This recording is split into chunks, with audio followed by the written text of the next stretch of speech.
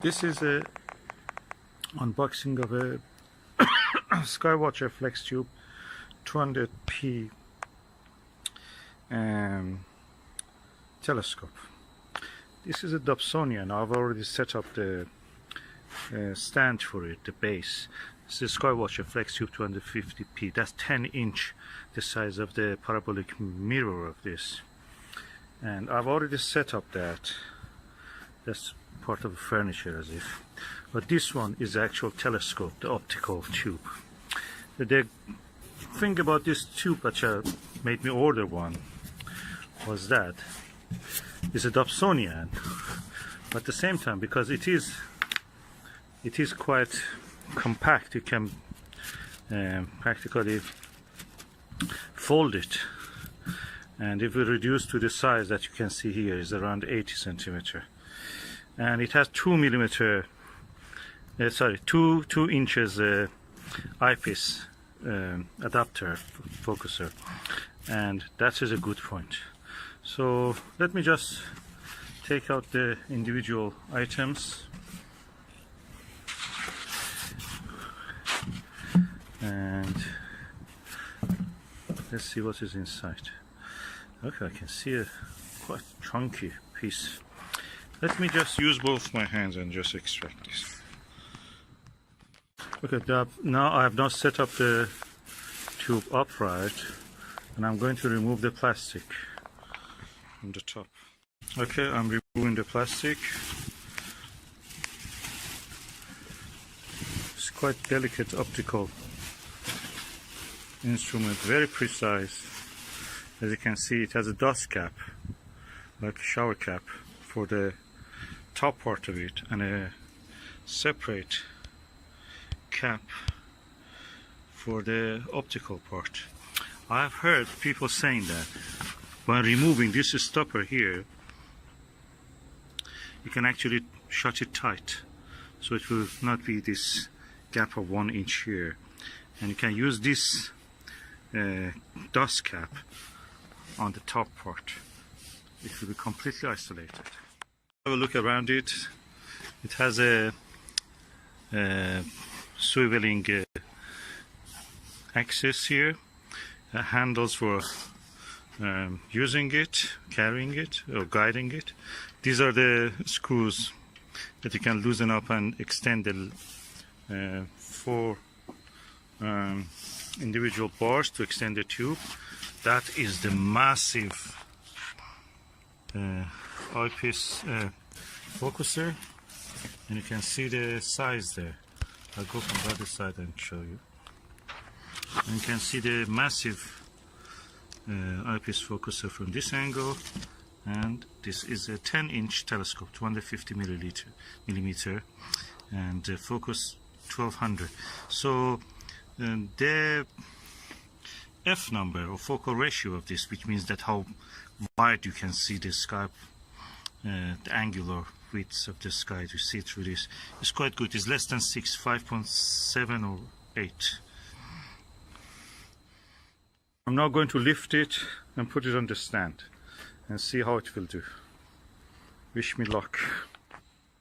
I'm now going to lift it and put it on the stand and see how it will do. Wish me luck. Okay, I'm now going to put the optical assembly tube into the base, the stand, and as you can see, it has a handle for carrying, for 1.4 eyepieces space, also for 2-inch eyepieces here. So let's do it now. Oh, that was easier than what I thought. You must try it with the German equatorial mount to know what I mean, how easy it is. Those are difficult. Okay, this is the eyepiece holder. Look at it, how chunky it is.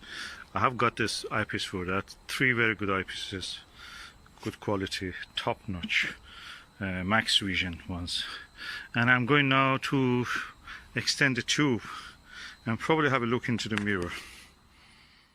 Now, as you can see, I've extended tube, and this is the full length of the telescope. I can say this is around 150 or 40 and how easy it is to maneuver it around. So you can make it up to the lowest point, which is, and it stays the way that it is. You can extend it almost horizontal, yeah. And if you want to go the opposite way, it doesn't go that way. What you will do, you turn the base, and again there is a handle here. You will turn it like that. And now let us see the actual optical assembly tube. That's the cap, dust cap. This is the beautiful mirror of this lovely telescope.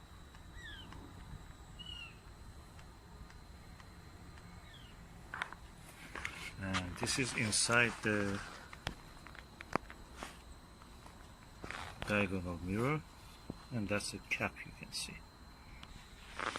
Now let me remove the cap. That's the first light. Hallelujah. Isn't it beautiful? This is the best, most portable Dobsonian you can ever see. It's amazing.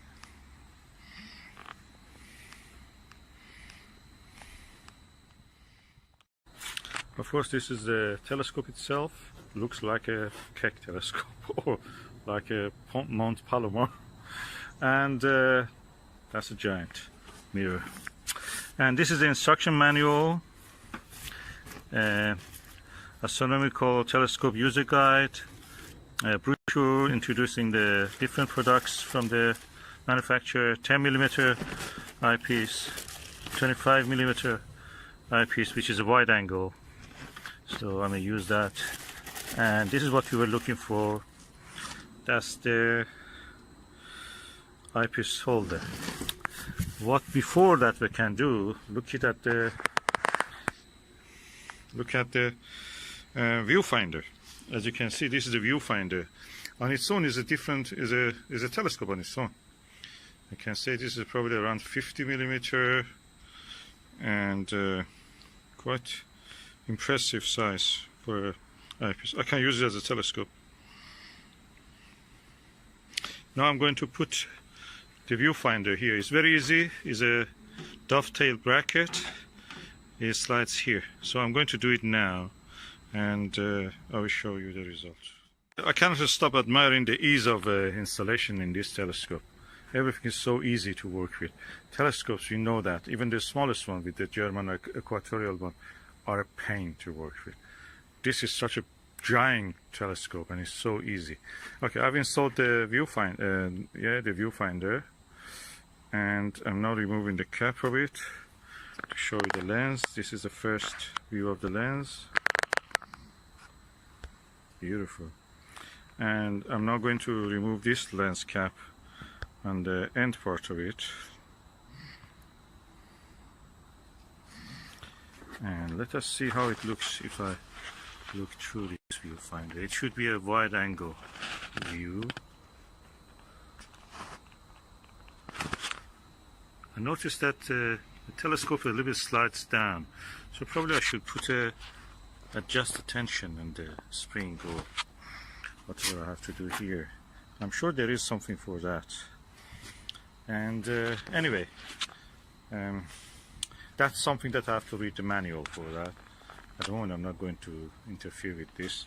I'm just putting the lens cap, removing the lens cap from this cap from the viewfinder, just to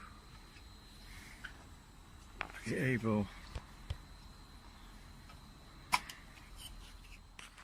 This is the eyepiece holder, and this is the adapter for 2 to 1.1 inch. And I will just loosen up the screws and let it fit into that place. This is the eyepiece holder, and this is the adapter for 2 to 1.1 inch. And I will just loosen up the screws and let it fit into that place. I've now fitted that adapter, and I will remove the cap here.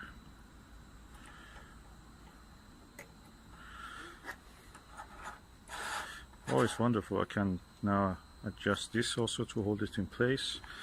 This is the view for the eyepiece, and you can see the roof. Now I'm going to put the eyepiece into this and look at some views. Delighted to tell you that this is a super plus 25mm multi-coated 52 degrees true field of view, and when you buy a telescope from Skywatcher, they give you good eyepieces, but this one is super good because this is a super plus L eyepiece with a very wide angle view. I have now installed the eyepiece, quite impressive size. Probably I have to remove this connection because that looks a little bit too high, and I'm sure that I can because there is a T adapter here which can go into this place. I will do it and I will make it shorter. As I mentioned, I have now removed that length of the adapter. That increases the focal point, which can be good, but at the moment I don't want that, and I can put this with a shorter focal length here. You can see I've now done it, and I'm going to focus on some distant object. By the way, this is a focuser knob. On its own is very good. I've seen that they have on the higher model of this, they have a fine focuser, fine travel focuser there that actually you can adjust it for very refined focusing. We will see, probably just a change of the wheel or something I can do with that. I have to see it, maybe it's interchangeable, you don't need the whole thing. If they can have such a thing, I may go for that option also later. Before using this telescope, I use another Skywatcher refractor, that means with the lens, the long one, the traditional way of imagining a telescope. And I can say the image you see with this is superior, clear, crystal clear. You could see individual rocks in the far distant buildings, individual grains, specks of the dust, and over in the shape of a lichen on a tree, far away trees. That's amazing quality. I'm really happy I got this. And guess what? This was not bought new. It was bought new 2018 July, but I bought it as a second hand, and for a really bargain price of $350 from auction site. That's amazing. This is a telescope that would have cost in the past probably 1,000, 2,000 pounds, and the new is actually that price, around 900 pounds. And in the step I can just dismantle it now. I've put all the lens cap. Now I collapse the telescope back. Okay, I already have put the telescope down. Now put the cap on it. The cap is back, and now remove the viewfinder.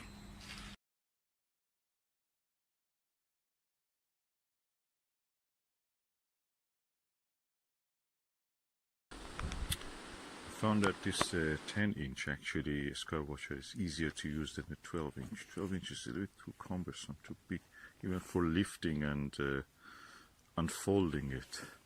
So it's easy, manageable. I can sit on the little chair and just do what I have to do. It's a nice experience with this Skywatcher 250. Oh, what a night. Orion Nebula, M42, M45 Pleiades, double cluster, name it, I've seen it. M37, M38. Now it's around 5 o'clock and in the morning, and I can just have a last look and go. This APM 20mm is amazing. The best eyepiece was. I don't need to nudge the tube so much. We have also deep frost, as you can see. You can see here. Everything frosty. I've covered it with this cover before. Every time I was getting cold, jumped into a warm room, then coming back.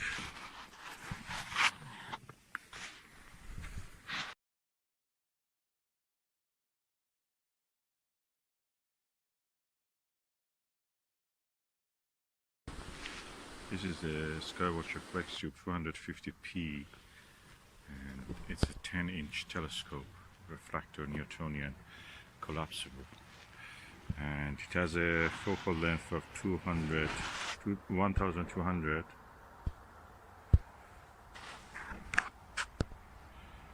and diameter of 254. Now looking at the plates M45 using this APM 100° 20mm eyepiece, I can see nebulosity in it. It's only visible in the astrophotos, but I can see with this telescope nebulosity in it. And I can see the nebula around the Pleiades stars, Merope and others, is actually brighter than what is around the Orion Nebula belt stars. Quite brighter.